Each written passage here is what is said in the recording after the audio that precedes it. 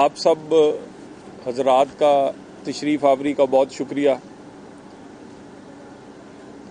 मैं तो सिर्फ उन बातों को दोहराने आया हूं जो आपके कैमरे रोज़ लोगों को दिखाते हैं। एक तरफ ऐसी वज़ीर आला है जो हर रोज़ किसी नए प्रोजेक्ट का संगे बुनियाद रखती है, आगाज़ करती है या किसी प्रोजेक्ट को आगे बढ़ाते हुए उसकी कारकर्दगी का जायज़ा लेती है। कभी ट्रैक्टर चलाकर किसान के साथ, कभी धीरानी प्रोग्राम करके उन लोगों के और उन बच्चियों के सर पे हाथ रखती है जिनका कोई पुरसाने हाल नहीं। कभी बेहतरीन हॉस्पिटल का संगे बुनियाद रखकर और कभी कारपेट सड़कें उसका संगे बुनियाद रखकर किसी न किसी फलाही प्रोजेक्ट का रोज संगे बुनियाद रखती है। और दूसरी तरफ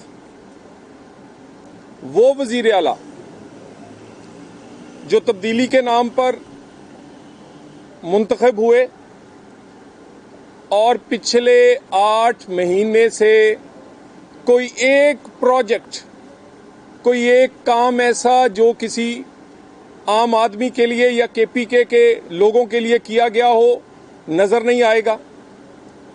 कभी धमकी, कभी धौंस, कभी धरना, कभी जलसा, कभी तहरीक, रोज आप यही देखेंगे। केपीके के लोग दहशतगर्दी का शिकार है। केपीके के लोग सेहत की सहूलतें ना होने की वजह से बहुत ज्यादा पंजाब और कुछ इस्लामाबाद के हॉस्पिटलों में आने पर मजबूर हैं। केपीके में कोई धीरानी प्रोग्राम नहीं।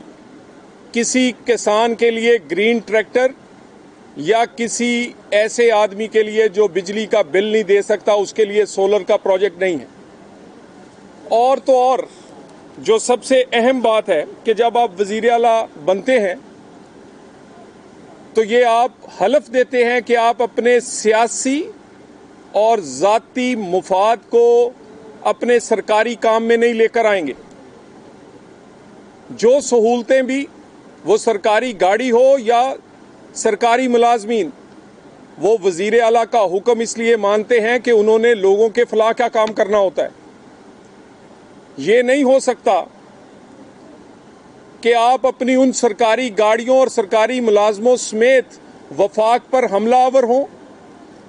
वफाक पे हमला जब करें तो खुद दुम दबाकर भाग जाएं। कहते तो आप ये थे कि मैं सीने पे गोली खाऊंगा, लेकिन पीठ दिखाकर भाग गए।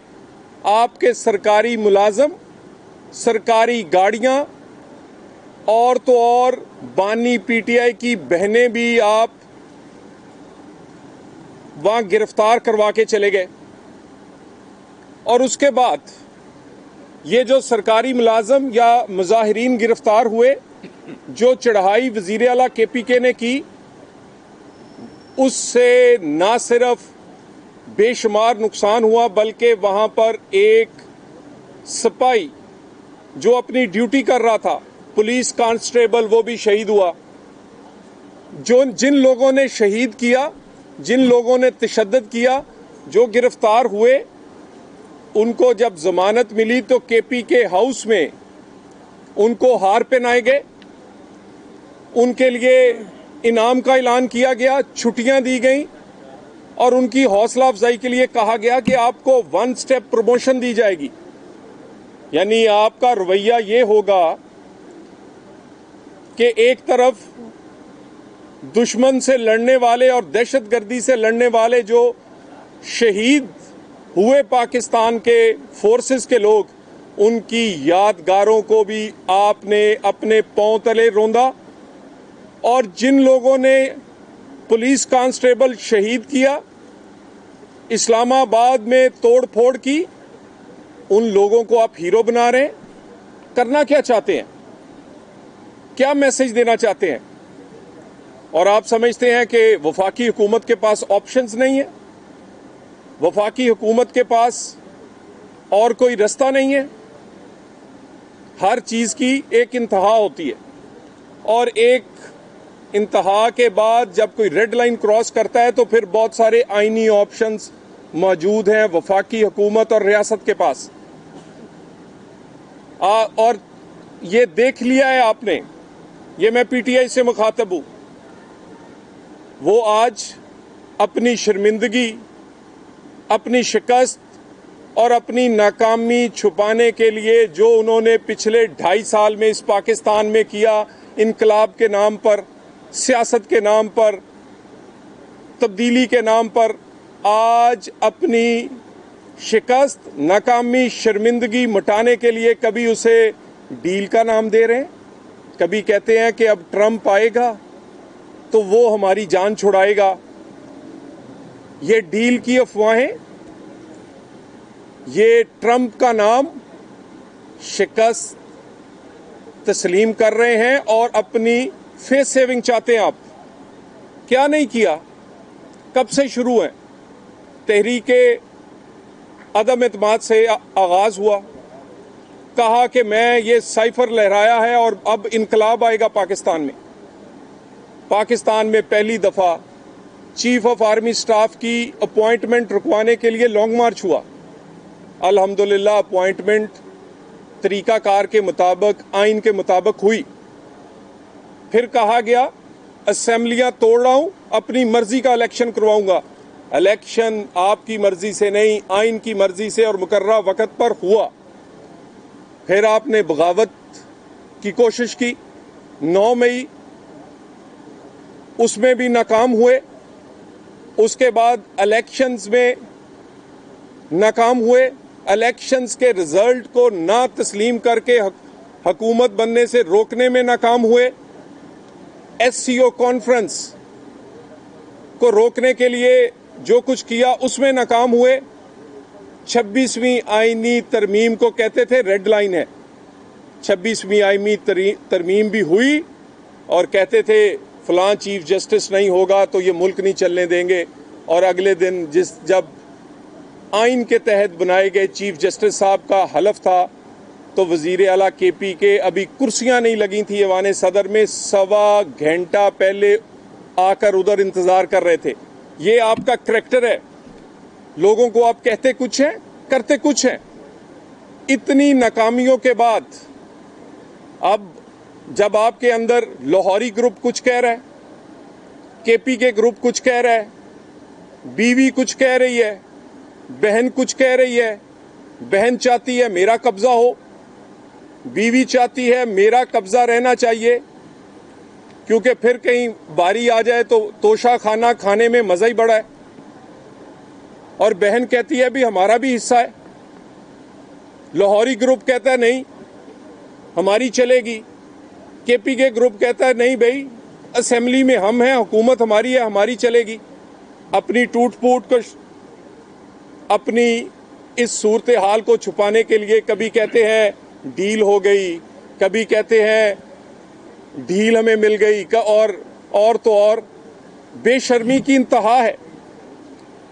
जिन लोगों ने गाड़ियों के पीछे लगाया हुआ था अमेरिका का नाम लिखकर के हम कोई गुलाम तो नहीं, और अब अपने मुंह से बार बार कहते हैं ट्रंप जीतेगा तो वो हमें निकालेगा, और अब गाड़ियों पे लिखवा लें अमेरिका ट्रंप की तस्वीर लगा लें और नीचे लिख लें कि हम ही आपके गुलाम हैं। लॉबिंग करते हैं पाकिस्तान के खिलाफ, वहां से लॉबिंग करके लोगों के इलेक्शन फंड्स में पैसे देके वहां के कांग्रेसमैन से खत लिखवा के पाकिस्तान के खिलाफ तहरीकें चलाते हैं। कभी आईएमएफ को खत लिखते हैं, और जब सब कुछ नाकाम हुआ तो अब कहते हैं हमें अमेरिका, जिसको कहते थे कि इसने हुकूमत गिराई है, अब कहते हैं वो बचाएगा। मैं एक अर्ज कर दूं, पाकिस्तान में सियासी इस्तेकाम बहुत मुश्किल से अचीव किया गया है। इस सियासी इस्तेकाम की वजह से मुआशी बेहतरी आई है। पाकिस्तान में स्टॉक एक्सचेंज दुनिया की बेहतरीन इस वक्त स्टॉक एक्सचेंज है। पाकिस्तान में रुपया तकड़ा और डॉलर कमजोर हुआ है। पाकिस्तान में गरीब के लिए सांस लेने का उसे मौका मिला है। जो इन्फ्लेशन महंगाई है वो सिंगल डिजिट में आ गई है, 7% से भी नीचे, जो 40% के करीब थी। पाकिस्तान में लोग इन्वेस्ट कर रहे हैं। एक तरफ वजीर आजम कभी किसी मुल्क और कभी किसी मुल्क अपने मुल्क के लिए इन्वेस्टमेंट मांगने के लिए जगह जगह जा रहे हैं, और कुछ लोग यहां जब इन्वेस्टमेंट आने लगती है, जब कोई बड़ा इन्वेस्टमेंट या दोस्त मुल्क आना चाहता है तो एहतजाज का आप ऐलान कर देते हैं। एससीओ में क्या तकलीफ थी आपको? उससे 2 दिन पहले सऊदी डेलीगेशन आया, उसने अरबों डॉलर की इन्वेस्टमेंट अनाउंस करनी थी, उसको रोकना चाहते थे। एससीओ के बाद सीपैक 2 शुरू होना था, चाइनीज वजीर आजम इधर आया हुआ था, उसको आप क्या पैगाम देना चाहते थे? और ये जो सियासी इस्तेहकाम है और पाकिस्तान की इकॉनमी, गरीब का चूल्हा चलना शुरू हुआ है, इसको रुकने नहीं देंगे। इस सियासी इस्तेहकाम की बहुत बड़ी कॉस्ट पाकिस्तान पेश कर चुका है। इसकी बहुत बड़ी कीमत पाकिस्तान के आम लोग, 24 करोड़ लोग और खुसूसन हमारे वो मेहनतकश और मजदूर पे कर चुके हैं। लोग आज भी बिजली गैस के बिल हों या आम जिंदगी, उनके लिए गुजारना मुश्किल है।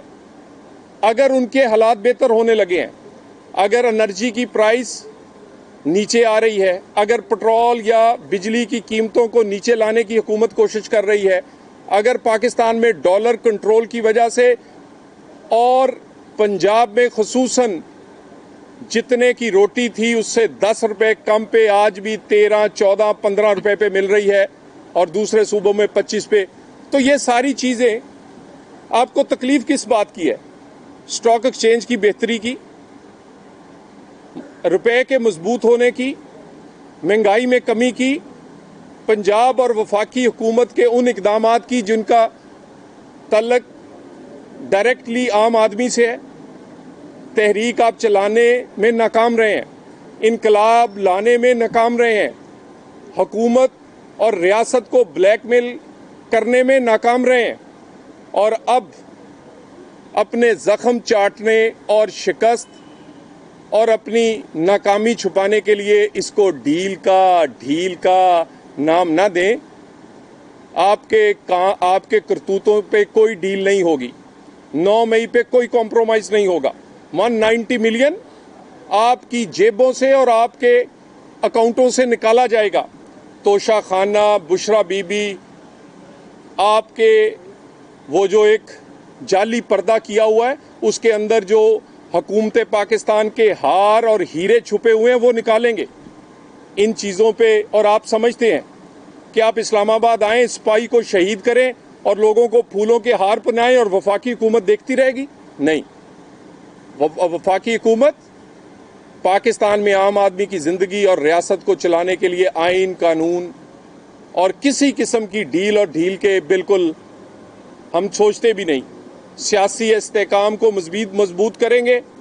26वीं तरमीम हुई है, 126वीं भी करनी पड़ी तो पाकिस्तान के लोगों के लिए, गरीब का चूल्हा चलाने के लिए, इकॉनमी चलाने के लिए, पाकिस्तान में कानून की अमलदारी के लिए करेंगे। Thank you very much.